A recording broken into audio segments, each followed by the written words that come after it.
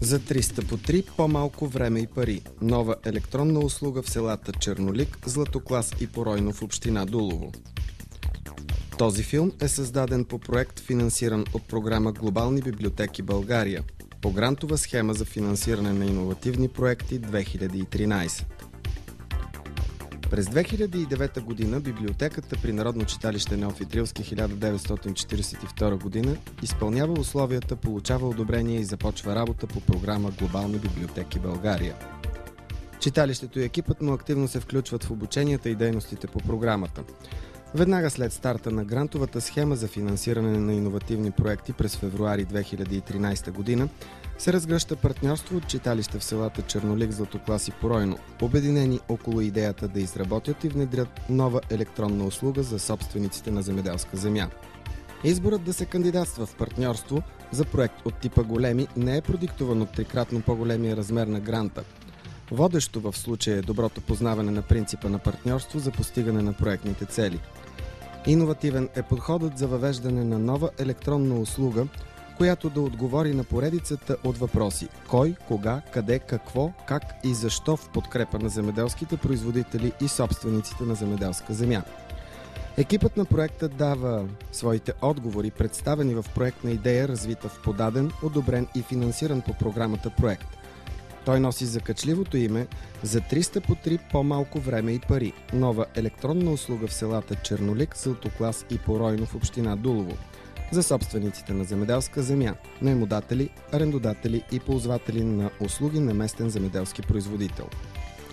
Основната идея е да се спестят време и пари на хората в селата, като им се предостави възможност да ползват нова електронна услуга. Проектът е насочен към собственици на земеделска земя в землищата на 3 села в община Дулово. Там, където площите са разпокъсани, трудно е да се организира самостоятелна обработка на земята, а и хората са професионално ангажирани в други направления. Водеща организация по проекта е Народно читалище Неофит Рилски 1942 година, село Чернолик.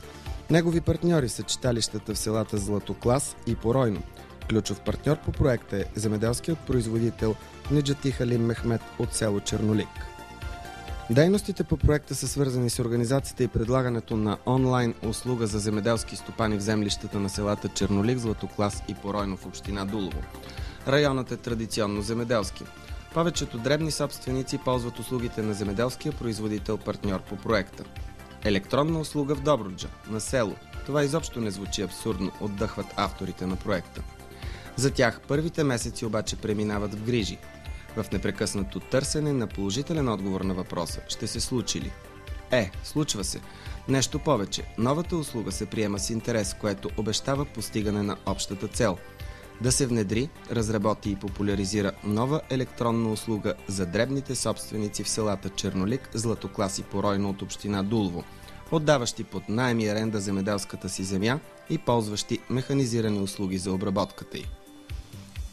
Целите: създаване, установяване и популяризиране на модела практика за електронно обслужване на собствениците на земеделска земя, укрепване капацитета на библиотекарите и секретарите в трите читалища, популяризиране на електронното обслужване за постигане висока степен на информираност и повишаване на обществения интерес.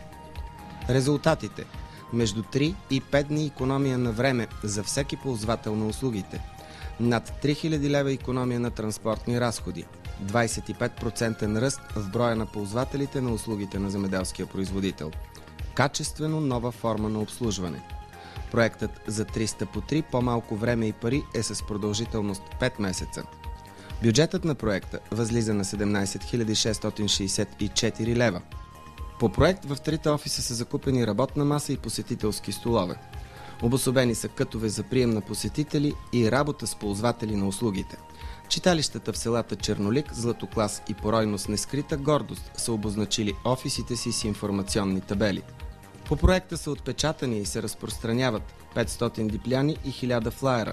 В електронен формат те са публикувани на сайта, което дава възможност за продължаващо разпространяване и популяризиране на дейностите на новата електронна услуга. По проекта са изработени и функционират съвременен сайт и платформа за онлайн обслужване. Адресът е www.profi2003.info. Заглавната страница е динамична и привлича потребителите с името на проекта.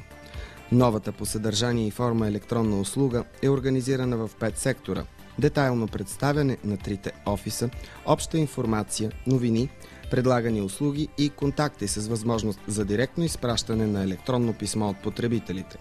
Платформата е основният инструмент за извършване на услуги по проекта. Част от него са електронните пощи в 4 офиса с висока степен на сигурност при обмен на информацията. Всеки от офисите има определено ниво на достъп с делегирани функции да регистрира ползватели, да изпраща заявки и да генерира договори за услуги. За работа с платформата се проведе специализирано обучение. Анализът на резултатите от обучението е публикуван в новинарската рубрика на сайта. Направен е въз основа на анкетно проучване за обратна връзка и показва, че участниците в обучението са усвоили заложените в програмата теоретични и практически умения. Обучението е постигнало целите си, което е основна предпоставка за по-нататъчната успешна реализация на дейностите. По проект след първоначална регистрация на ползвателите се дава възможност за електронно подаване на заявки, сключване на договори и изпращане на съобщения за извършване на следните услуги: оран, дисковане, сеитба, торене, пръскане, жътва, балиране, култивиране. Електронното обслужване се реализира в библиотеките в читалищата в селата Чернолик, Златоклас и Поройно. Ползва се предоставената по проект Глобални библиотеки България компютърна и размножителна техника и създаденият електронен портал, който свързва онлайн офисите по проекта. След първоначална регистрация на заявителите на услуги, като клиенти на земеделския производител, се създава регистър на ползвателите. Тази регистрация дава възможност при попълване на заявление или договор за наем или отделна операция, базата данни автоматично да се нанася в документите. Попълнените от страна на заявителите документи се предават автоматично до земеделския производител, като постъпила нова заявка за услуга. След обработка чрез създадена система за обратна връзка, информацията се връща до поръчителя, подписана електронно от изпълнителя под формата на договор за услуга, подготвен за подписване от страна на заявителя. Електронно се изпращат уведомления за датата и часа, когато ще се извърши или е извършена поръчаната услуга. В 6 еднодневни информационни срещи в салоните на читалищата пред бенефициентите бе представена новата електронна услуга. Броят на срещите бе определен въз основа на данни за ползватели на услугите на земеделския производител, партньор по проекта. На участниците бе представена информация за целите, дейностите и очакваните резултати. За услугите, които се предоставят: онлайн подаване на заявления и обработка на документи по отдаване под наем на земеделска земя и онлайн поръчка на отделни услуги при обработката на земята. Процедурата, по която става това, ползите за бенефициентите, допълващата информация в сайта за иновациите в земеделието и възможностите за развитие на частната инициатива в сектора. По време на информационните срещи се презентира на място чрез проиграване как става регистрацията в сайта, как се подават заявления и обратната връзка за договаряне на наем или отделна услуга. В срещите се включиха над 200 потенциални ползватели, близо 100% от които направиха регистрацията си. Данните им вече са въведени в регистъра на ползвателите, който продължава да се допълва. Крайният резултат: процедурата намалява трикратно разхода на време и пари за близо 300 ползватели на новата услуга. 2 семинара за популяризиране на услугата са заложени като дейности в проекта. Програмата за форумите включва презентации и информация за проекта, напредъка му и постигнатите в съответния етап резултати, оценка на ефекта от представители на институции и ведомства, имащи отношение към проблемите в областта на земеделието, изказвания на ползватели на услугите. Реализацията на този филм изпревари семинара в град Силистра. Очаквано той ще привлече вниманието на земеделски производители, които да ползват създаденото по проекта ноу-хау. Такъв интерес вече проявиха земеделски производители веднага след представянето на проекта. За семинара в Дулово бяха поканени за участие земеделски производители, служители в общината, поземлената служба, представители на читалища в община Дулово, където земеделието е сред основните поминъци. Нескрит беше интереса. Най-нетърпеливо се очакваше отговора на въпроса как работи системата. Като всяка новост и тази провокира въпросителни сред участниците, повечето от които оцениха ползите от проекта и въведената нова електронна услуга. Очакваните резултати.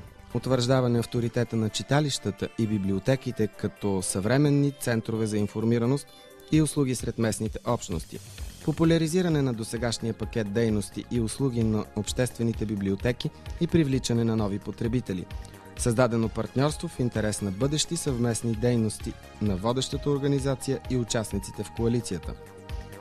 Обособени съвременни кътове за посетители в библиотеките за предоставяне на услуги, възможност за популяризиране на информация за дейности и инициативи на библиотеките от коалицията в глобалната мрежа чрез сайт-портала по проекта. Този филм е създаден по проект за 300 по 3 по-малко време и пари.